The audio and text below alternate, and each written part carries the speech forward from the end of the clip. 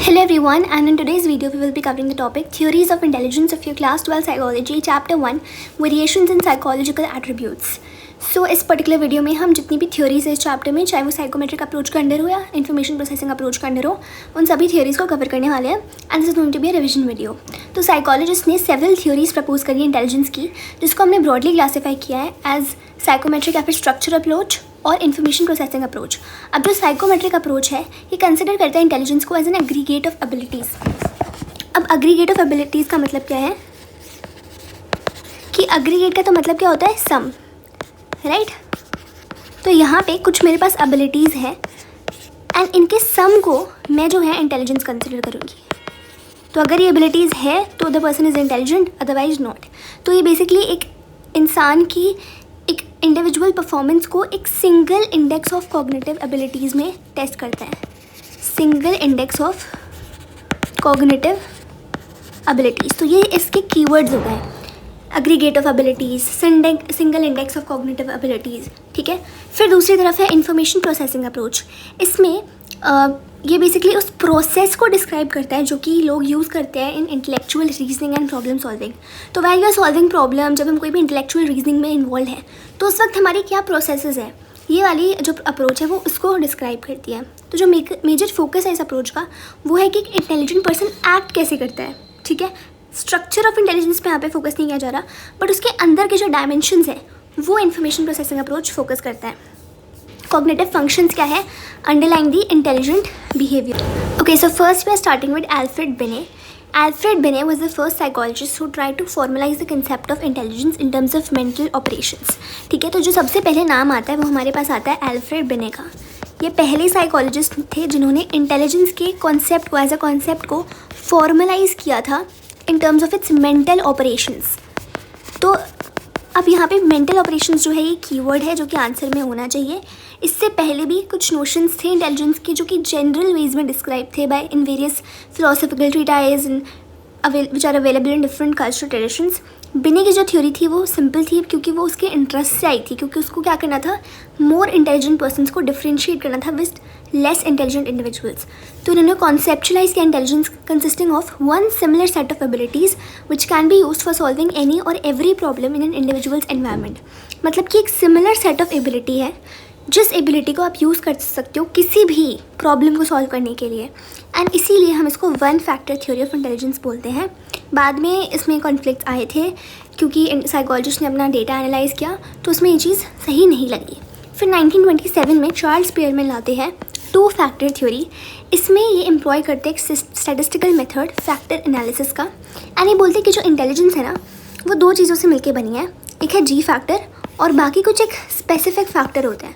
तो जी factor basically वो mental operation है जो कि प्राइमरी है, जो कि कॉमन दिखेगी आपको हर एक परफॉर्मेंस में, लेकिन इसके अलावा एक स्पेसिफिक फैक्टर है जो कि बेसिकली कुछ स्पेसिफिक एबिलिटीज़ हैं आपको देखने को मिलेगी जो कि इंडिविजुअल्स को अलाउ करती है उन स्पेसिफिक डोमेन्स में एक्सेल करने में, जैसे कि आर्किटेक्ट्स, जैसे कि सिंगर्स। तो इनके पास apart from the common factor जो कि जनरल फैक्टर जो कि सब में होता है, जो कि सभी परफॉर्मेंसेस में होता है, उसके अलावा इनके पास क्या स्पेसिफिक फैक्टर है, सिंगिंग का, तो जिसकी वजह से ये लोग अपने डोमेन्स में एक्सेल कर पाते हैं। नेक्स्ट आती है लुइस थर्स्टन की थ्योरी जो कि theory of primary mental abilities. इसमें ये बोलते हैं कि जो इंटेलिजेंस है ना वो 7 प्राइमरी एबिलिटीज़ में उसमें होती है, एंड ये जितनी भी 7 एबिलिटीज़ है ये इंडिपेंडेंट है हर एक से। कौन कौन सी एबिलिटीज़ है ये, verbal comprehension means grasping meanings of words, concepts and ideas. Second है न्यूमेरिकल एबिलिटीज़ जिसमें आपकी स्पीड और एक्यूरेसी देखी जाती है न्यूमेरिकल और कंप्यूटेशनल स्किल्स में। देन है स्पेशल रिलेशंस जहाँ पर आप विजुअलाइज करते हो पैटर्न्स को, फॉर्म्स को। फोर्थ है परसेप्चुअल स्पीड, क्या स्पीड है आपकी in perceiving the details. Word fluency, तो आप वर्ड्स को फ्लुएंटली फ्लेक्सिबली यूज़ करते हो। मेमोरी में एक्यूरेसी, कितना एक्यूरेट आप रिकॉल कर पाते हो इन्फॉर्मेशन को। And last is inductive reasoning, basically आप जनरल रूल्स डिराइव करते हो from the presented facts. Next है आर्थर जेनसन की हायरार्कियल मॉडल ऑफ इंटेलिजेंस जो कि बताती है कि जो एबिलिटीज़ है वो 2 लेवल्स पे होती है। लेवल 1 है एसोसिएटिव लर्निंग और लेवल 2 है कॉग्निटिव कॉम्पिटेंस। एसोसिएटिव लर्निंग में जो आउटपुट है वो सिमिलर होगा इनपुट से, मतलब जो भी आपने इनपुट दिया है, मतलब इसका एग्जांपल क्या है, रोट लर्निंग। तो मतलब आप रोट लर्निंग यानी कि रट्टा मार रहे हो आप किसी भी टॉपिक को एंड उसको एज इट इज़ जाके अपने पेपर में लिख के आते हो। तो जो भी आपने इनपुट दिया वो आपके आउटपुट के बराबर है, लेकिन कॉग्निटिव कॉम्पिटेंस में क्या होता है, हायर ऑर्डर स्किल्स होती है, क्योंकि ये इनपुट को ट्रांसफॉर्म करते हैं इफेक्टिव आउटपुट में। आप जो भी चीज़ पढ़ रहे हो उसको इतनी इन डेप्थ अंडरस्टैंडिंग ले रहे हो कि उसके बाजू में आप इतने क्रिएटिव एग्जाम्पल्स प्रोड्यूस कर पा रहे हो या कोई भी हायर ऑर्डर थिंकिंग क्वेश्चन उस टॉपिक से रिलेटेड सॉल्व कर पा रहे हो। तो इनपुट को आपने एक इफेक्टिव आउटपुट में प्रोड्यूस किया, ट्रांसफॉर्म किया, तो वो कॉग्निटिव कॉम्पिटेंस है। नेक्स्ट है JP गिलफर्ड का स्ट्रक्चर ऑफ इंटेलेक्ट मॉडल, जो कि बेसिकली क्लासीफाई करता है इंटेलेक्चुअल ट्रेट्स को among 3 dimensions, operations, contents and products. तो ऑपरेशंस क्या है कि क्या काम कर रहा है रिस्पोंडेंट, जिसमें आपकी cognition, memory recording, memory retention, diversion production, conversion production, evaluation, ये सारी चीज़ें आ जाएंगी, आपको लर्न करनी पड़ेगी। कंटेंट्स में बेसिकली नेचर ऑफ मटेरियल है, इन्फॉर्मेशन है, जो जिस इन्फॉर्मेशन पे आपके इंटेलेक्चुअल ऑपरेशंस हो रहे हैं, जैसे कि विजुअल, ऑडिटरी, सिम्बॉलिक में लेटर्स हो गए, नंबर्स हो गए, सेमांटिक में वर्ड्स हो गए, बिहेवियरल में इन्फॉर्मेशन हो गई एक इंसान के एटीट्यूड, बिहेवियर, नीड्स के बारे में, ऑडिटरी में क्या लिसनिंग वाला पार्ट हो गया। तो ये हुए कंटेंट्स, वो नेचर है मटेरियल का या इन्फॉर्मेशन जिस पर इंटेलेक्चुअल ऑपरेशंस कंडक्ट की जा रही है।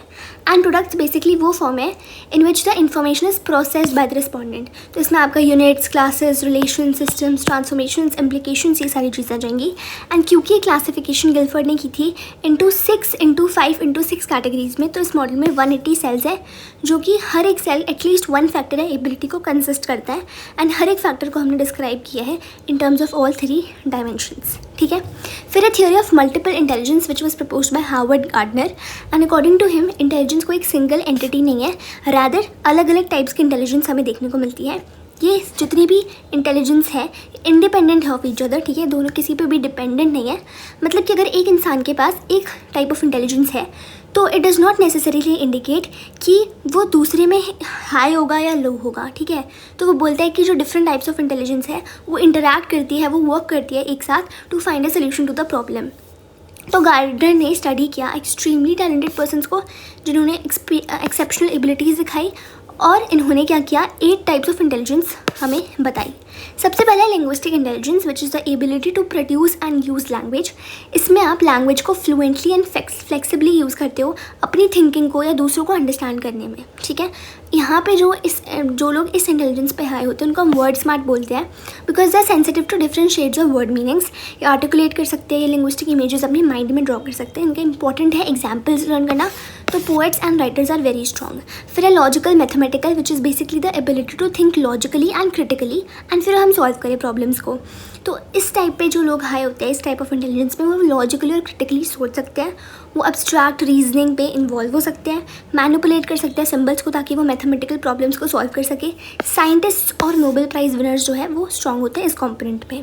फिर है spatial intelligence which is the ability to form visual images and patterns. तो यहाँ पे आप फॉर्म करते हो, यूज़ करते हो, ट्रांसफॉर्म करते हो मेंटल इमेजेस को। और यहाँ पे जिन लोगों के पास ये वाली इंटेलिजेंस होती है वो स्पेशल वर्ल्ड को रिप्रेजेंट कर सकते हैं अपने माइंड में। इसके एग्जांपल्स क्या होंगे, pilots, sellers, sculptors, painters, architects, interior decorators, surgeons, इनके पास हाईली डेवलप्ड स्पेशल इंटेलिजेंस होती है।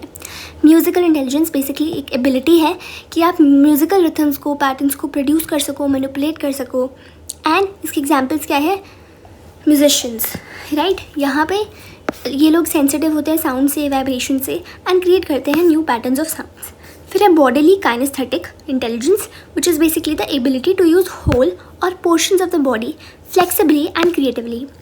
यहाँ पे आप या तो पूरी बॉडी को या कुछ पोर्शंस को इस तरीके से यूज़ करते हो और प्रॉब्लम सॉल्व, जैसे athletes, dancers, actors, gymnast, surgeon, sports person, ये वाले। इंटरपर्सनल होती है कि आप दूसरों के मोटिव्स, फीलिंग्स, बिहेवियर्स को समझ सको, जैसे psychologist, counsellors, politicians, social workers, religious leaders. और इंट्रापर्सनल होती है कि आप खुद की इंटरनल स्ट्रेंथ, लिमिटेशंस, अपने मोटिव्स, डिज़ायर्स, फीलिंग्स को अंडरस्टैंड करो एंड फिर इस नॉलेज को इफेक्टिवली यूज़ करो टू रिलेट टू अदर्स। जो पर्सन्स हाई होते हैं इस एबिलिटी में उनकी फाइनर सेंसिबिलिटीज़ होती है regarding their identity, human existence, meaning to life, for example philosophers and spiritual leaders.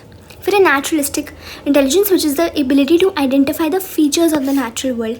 तो यहाँ पे आपके पास कंप्लीट अवेयरनेस होती है आपकी रिलेशनशिप की विद द नेचुरल वर्ल्ड। आप रिकग्नाइज करते हो ब्यूटी जो कि different species of flora and fauna में होती है ना, जैसे कि हंटर्स हो गए, farmers, tourist, botanist, zoologist, bird watchers, ये सारे नेचुरलिस्ट इंटेलिजेंस के एग्जाम्पल्स हैं। सेकेंड है आपकी ट्रायआर्किक थ्योरी ऑफ इंटेलिजेंस। ये वाली theory particularly information processing approach के अंदर आती है। जो हमने अल्फ्रेड बिनेट से लेके जेपी गिलफर्ड तक जितनी भी थ्योरीज देखी थी वो आपकी स्ट्रक्चरल या फिर साइकोमेट्रिक अप्रोच के अंदर आती थी। अभी जो हम पढ़ रहे हैं वो इंफॉर्मेशन प्रोसेसिंग अप्रोच के अंदर आती है। Triarchic theory of intelligence Robert Sternberg ने दी थी, एंड स्टर्नबर्ग ने एक डेफिनेशन भी दी थी इंटेलिजेंस की as the ability to adapt, to shape and select environment, to accomplish one's goals and those of one society and culture. ये आपको एज इट इज़ लर्न करनी पड़ेगी एंड अपने एग्जाम में लिखनी पड़ेगी whenever the question is asked. इसके according intelligence जो है वो 3 टाइप्स की होती है, कॉम्पोनेंशियल, एक्सपीरियंशियल एंड कॉन्टेक्चुअल। कॉम्पोनेंशियल इंटेलिजेंस को हम एनालिटिकल इंटेलिजेंस भी बोलते हैं, जहाँ पे आप एनालाइज करते हो इन्फॉर्मेशन को टू सॉल्व द प्रॉब्लम्स। ठीक है, जो भी इन्फॉर्मेशन है इसको आपने एनालाइज किया ताकि आप अपने प्रॉब्लम्स को सॉल्व कर सको। अब जो पर्सन्स इस इंटेलिजेंस में हाई होते हैं वो एनालिटिकली सोचते हैं और क्रिटिकली सोचते हैं और अपने स्कूल्स में सक्सीड करते हैं। इस इंटेलिजेंस के भी 3 कंपोनेंट्स हैं। पहला है नॉलेज एक्विजिशन, सेकंड है मेटा या फिर हायर ऑर्डर कंपोनेंट, और थर्ड है परफॉर्मेंस कंपोनेंट।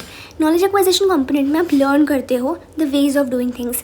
मेटा या फिर हायर ऑर्डर कंपोनेंट में आप प्लानिंग करते हो कि आपको क्या करना है, कैसे करना है, और परफॉर्मेंस कंपोनेंट में आप एक्चुअल में वो चीज़ को परफॉर्म करते हो और उन चीज़ को कैरी आउट करते हो।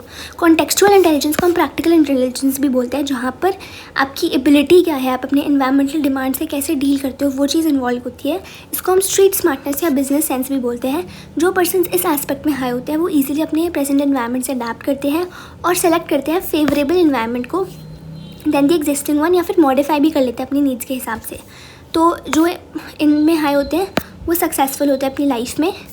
इसमें एक्सपीरियंशियल इंटेलिजेंस भी है जिसको हम क्रिएटिव इंटेलिजेंस बोलते हैं। यहाँ पर आप अपनी पास्ट एक्सपीरियंसेस को यूज़ करते हो प्रॉब्लम्स को सॉल्व करने के लिए। ठीक है, it is reflected in creative performance, और अपने डिफरेंट एक्सपीरियंस को इंटीग्रेट करके एक ओरिजिनल वे में न्यू डिस्कवरीज और इन्वेंशंस फॉर्म करते हो। यहाँ पे जो लोग इसमें हाई होते हैं वो क्विकली फाइंड आउट कर लेते हैं solution to a given problem.